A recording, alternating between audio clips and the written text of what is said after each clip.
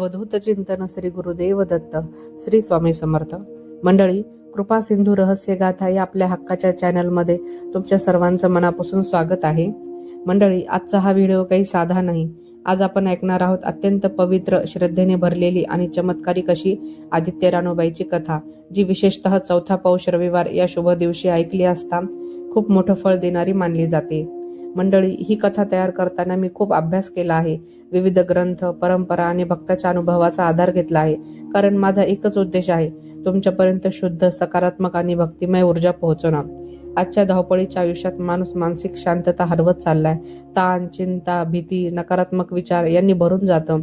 अशा वेळी अशा पवित्र कथा आपल्या मनाला आधार देतात, मन शांत करतात आणि जीवनाकडे पाहण्याची दृष्टी बदलतात.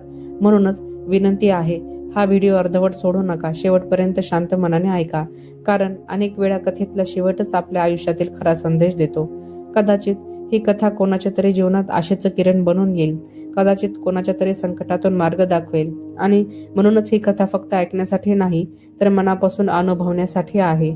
चला तर मग शांत बसा, मन एकाग्र करा आणि भक्तिभावाने आदित्य रानोबाईची ही दिव्य कथा सुरू करूया. एका कहाणी आदित्य रानोबाईची. तुमची कहाणी. आटपाट नगरात एक ब्राह्मण होता. तो नित्य समिधा, फुलं, दुर्वा आणाव्यास रानात जात असे. तिथं नागकन्या, देवकन्या वसा वसत होत्या. काय ग बायांनो, कसला वसा वसता तो मला सांगा. तुला रे वसा कशाला हवा? उठशील, मातशील, घेतला वसा टाकून देशील. ब्राह्मण म्हणाला, उतत नाही, मातत नाही, घेतला वसा टाकत नाही. तेव्हा त्या म्हणाल्या, श्रावण मास येईल तेव्हा पहिल्या आदितवारी मुकाट्यानं उठ, वस्त्रासहित स्नान कर, आग्रोदक पाणी आण, वेडाच्या पानावर रक्तचंदनाचे आदित्य रानोबाई काढ, 6 रेगाचं मंडळ कर, 6 सुतांचा तांतू कर, त्यात 6 गाठी दे, पान फुल वहा, पूजा कर, पानाचा विडा, फुलांचा झेला, दशांगाचा धूप, गुळ खोबऱ्याचा नैवेद्य दाखव, 6 मास चाळावी, 6 मास पाळावी. माघी रथसप्तमी संपूर्ण करावे. संपूर्णास काय करावं? गुळाच्या पोळ्या, बोटव्याची खीर, लोणी, कढी, तूप, मेहून जीव सांग. असेल तर चिरचोळी दे, नसेल तर जोड गळसरी दे, नसेल तरी कृपयाचं दक्षिणा दे आणि आपल्या वशाचं उद्यापन कर. असा वसा ब्राह्मणानं केला.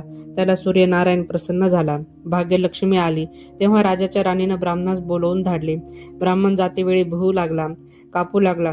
तेव्हा राजाच्या राणीने सांगितले, भिवू नको, कापू नको. तुमची मुलगी आमच्या इथे दे. आमच्या मुली गरिबाच्या मुली. तुमच्या घरी कशा द्याव्या? दासी कराल, बटकी कराल? राणी म्हणाली, दासी करत नाही, बटकी करत नाही. राजाची राणी करू, प्रधानाची राणी करू. मार्गेश्वराचा महिना आला. ब्राह्मणानं लग्न करून मुली दिल्या. एका राजाच्या घरी दिली, एक प्रधानाच्या घरी दिली. गेल्या पावली मुलीचा समाचार घेतला नाही. 12 वर्षांनी समाचारच ब्राह्मण निघाला. राजाच्या घरी गेला. लेकीनं बसावयास पाठ दिला. पाय धुवायला पाणी दिलं. बाबा, गुळ खा, पाणी प्या. गुळ खात नाही, पाणी पित नाही. माझी कहाणी करायची आहे, ती तू ऐक. तुझी कहाणी ऐकायला मला वेळ नाही. राजा पारधीला जाणार आहे, त्याला जेवायला उशीर होईल. तोच त्याच्या मनात राग आला. तेथून निघाला, प्रधानाच्या घरी गेला. तिनं पाहिलं, आपला बाप आला म्हणून बसावयाला पाठ दिला, पाय धुवायला पाणी दिलं. बाबा, गुळ खा, पाणी प्या. गुळ खात नाही, पाणी पित नाही. माझी कहाणी करायची आहे, ती तू ऐक. बाबा, तुझी कहाणी नको ऐकू तर कोणाची ऐकू? घरात गेली, उतरंडीची 6 मोते आणली. 3 आपण घेतली, 3 बापाच्या हातात दिली. त्यानं मनोभावाने कहाणी सांगितली. लेकीनं चित्त भावाने ती ऐकली. नंतर जेवून खाऊन बाप आपल्या घरी आला. बायकोनं विचारलं, मुलीचा संसार कसा आहे? जिनं कहाणी ऐकली नाही ती दरिद्रानं पिडली, दुःखानं व्यापली. राजा मुलखावर निघून गेला. जिनं कहाणी ऐकली होती ती भाग्यानं नांदत होती.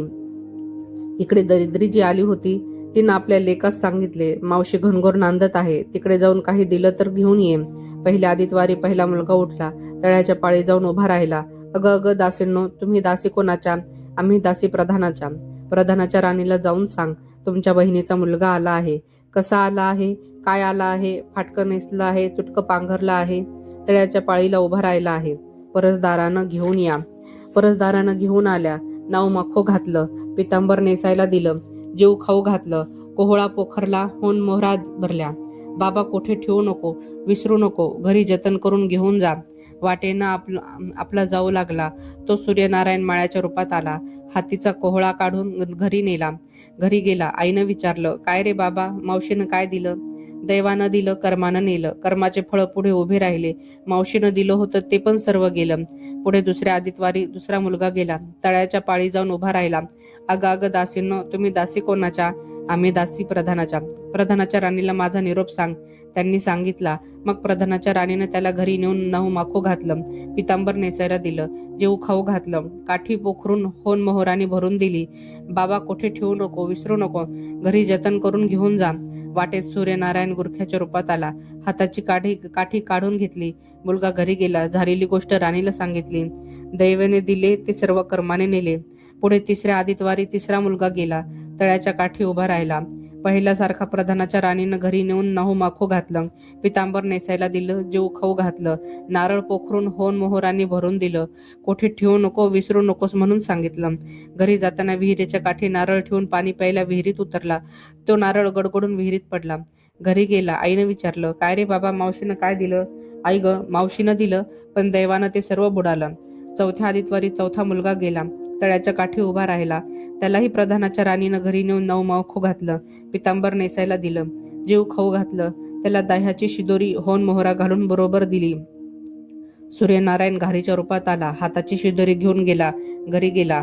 आईनं विचारलं, काय रे बाबा, मावशीनं काय दिलं? आई ग, मावशीनं दिलं, पण दैवानं ते सर्व नेलं.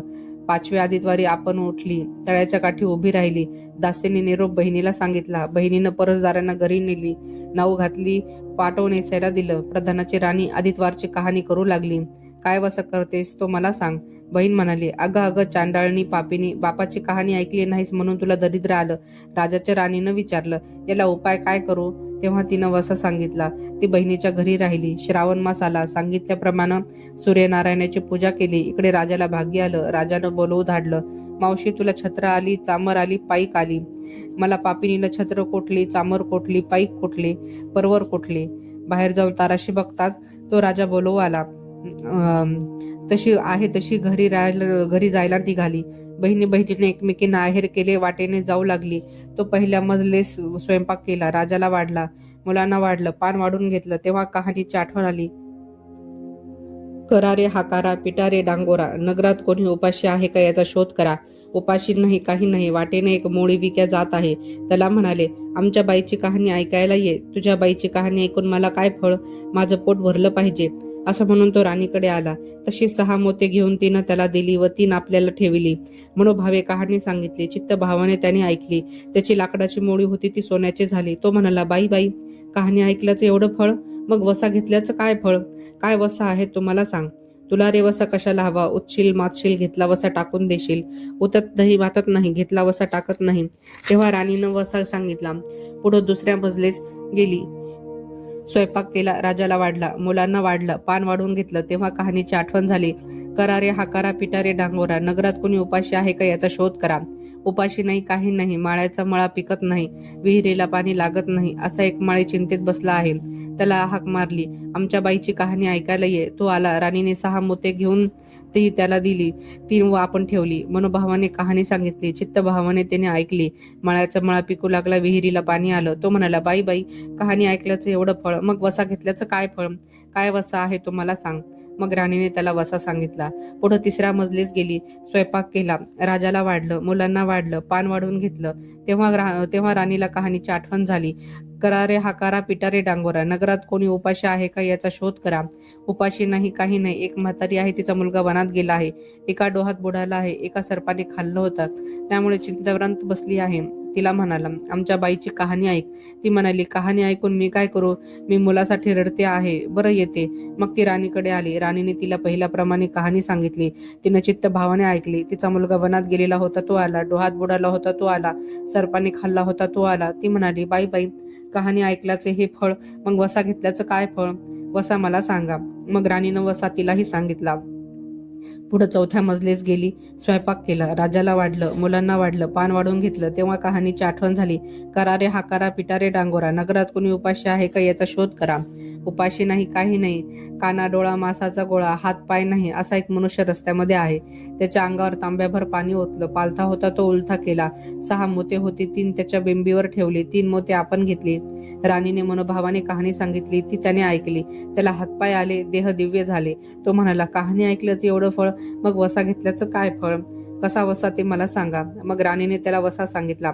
5व्या मुक्कामास घरी आली. स्वयंपाक केला. सूर्यनारायण जेवायला आले. 7 दरवाजे उघडले. लोहगंगाळ पाणी तापलं. षड्रस पक्वान जेवायला केली. सूर्यनारायण जेवायला बसले. त्यांना पहिल्या घासास केस लागला. ते म्हणाले, अगं अगं, कोणा पापिनीचा केस आहे? राजाच्या राणीला 12 वर्षे दारिद्र्य आलं होतं. तिनं आदितवारी वळचळणी खाली बसून केस विंचरले होते. काळ चवाळू डोईचा केस वळचळणीची काडी डाव्या खांद्यावरून वेशी बाहेर टाकून दे. राजाच्या राणीला सूर्यनारायणाचा कोप झाला तसा कोणाला होऊ नये. ब्राह्मणाला मोळी विक्याला, राजाच्या राणीला, माळ्याला, म्हातारीला कानाडोळा मासाचा गोळा इतक्यांना जसा सूर्यनारायण प्रसन्न झाला तसा तुम्हा आम्हाला हो. ही 60 उत्तराची कहाणी 5 उत्तरी सुफळ संपूर्ण. मंडळी, जर ही कथा ऐकताना तुमचं मन शांत झालं असेल, जर कुठेतरी हृदयाला स्पर्श झाला असेल, तर समजा माझी मेहनत सार्थ झाली. हा व्हिडिओ तयार करताना मी खरोखर मनापासून खूप मेहनत घेतली आहे. शब्दाची मांडणी, कथा निवड, भाव निर्माण हे सगळं फक्त आणि फक्त तुमच्यासाठी. कारण माझा विश्वास आहे की भक्तीचे शब्द जितक्या प्रेमाने दिले जातात तितक्याच प्रेमाने ते लोकांच्या हृदयात पोहोचतात. म्हणूनच जर तुम्हाला हा व्हिडिओ आवडला असेल तर कृपया या व्हिडिओला एक लाईक नक्की करा. तुमचा एक छोटासा लाईक मला आणखी चांगलं कंटेंट तयार करण्याची प्रेरणा देतो. कमेंटमध्ये जरूर लिहा, जय आदित्य रानूबाई, कारण तुमची प्रत्येक कमेंट हीच माझ्यासाठी आशीर्वाद असते. आणि जर तुम्हाला अशाच पवित्र श्रद्धेने भरलेल्या भक्तिमय कथा, मंत्र, उपाय, व्रतकथा ऐकायला आवडत असतील तर माझ्या चॅनलला सबस्क्राईब करा आणि बाजूचं बेल आयकॉन दाबा, जेणेकरून नवीन व्हिडिओ सर्वात आधी तुमच्यापर्यंत पोहोचेल. हा व्हिडिओ जास्तीत जास्त लोकांपर्यंत शेअर करा, कारण कदाचित तुमच्यामुळे कोणाच्या तरी आयुष्यात प्रकाश येईल. आदित्य रानूबाई तुमच्या जीवनात सुख, शांती, आरोग्य आणि समृद्धी देव हीच प्रार्थना. जय आदित्यबाई, जय सूर्यनारायण.